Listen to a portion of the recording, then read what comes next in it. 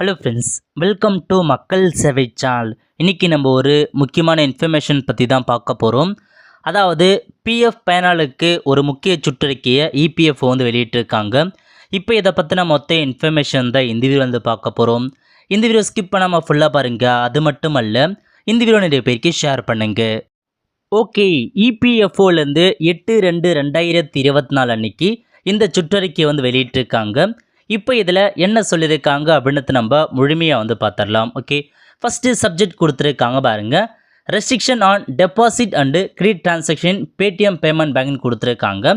அதாவது இதுக்கப்புறம் வந்து பேடிஎம் பேமெண்ட் பேங்க்கில் டெபாசிட்டோ கிரெடிட்டோ வந்து பண்ணுறது தடை விதிக்கப்பட்டிருக்கின்றத தெளிவாக வந்து ப்ரொவைட் பண்ணியிருக்காங்க.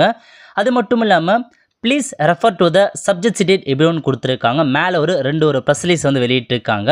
இதை நீங்கள் ரெஃபர் பண்ணுங்க அப்படின்றதையும் சொல்லியிருக்காங்க. ஓகே, அதுக்கடுத்து ரெண்டாவது பாயிண்ட் என்ன சொல்லியிருக்காங்கன்னா, banking section had issued direction vide above referred letter dated 1/11/2023 அன்னைக்கு வந்து பார்த்தீங்கன்னா பேங்கிங் சைட்லேருந்து ஒரு ப்ரெஸ் ரிலீஸ் வந்து வெளியிட்டிருந்தாங்க.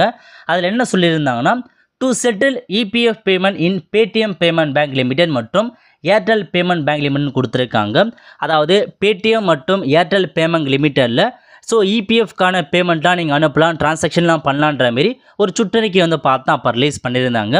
மூணாவது பாயிண்ட் என்ன கொடுத்துருக்காங்கன்னா, ஆர்பிஐ வைட் எபோ ரெஃபர்டு ப்ரெஸ் ரிலீஸ் டேட்டட் அது 31/1/2024 அன்னைக்கு வந்து ரிசர்வ் பேங்க் ஆஃப் இந்தியா வந்து பார்த்தா பேடிஎம் பேங்க்கில் வந்து டெபாசிட்டோ கிரெடிட்டோ எதுவுமே பண்ணக்கூடாது அப்படின்ற மாரி 29/2/2024 அப்புறம் பேடிஎம் பேங்க்கில் கிரெடிட் பண்ணுறதோ டெபாசிட் பண்ணுறதோ எதுவுமே பண்ணக்கூடாத மாரி ஆர்பிஐ வந்து பார்த்தா புதுசாக ஒரு ரூல் வந்து அறிவிச்சிருந்தாங்க. இதுக்கப்புறம் பேடிஎம் பேங்க் நம்மளால் யூஸ் பண்ண முடியாது.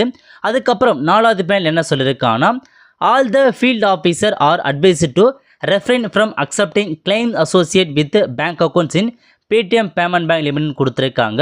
February 23/2024 தெளிவாக கொடுத்துருக்காங்க.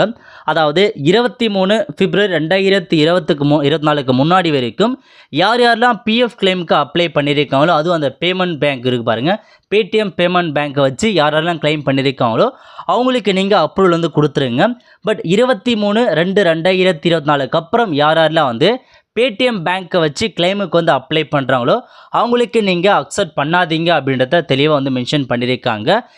White publicity should be initiate rise to awareness about the change. So இந்த சேஞ்சு குறித்து நீங்கள் அவேர்னஸ் வந்து கிரியேட் பண்ணுங்க அப்படின்றதையும் சொல்லியிருக்காங்க.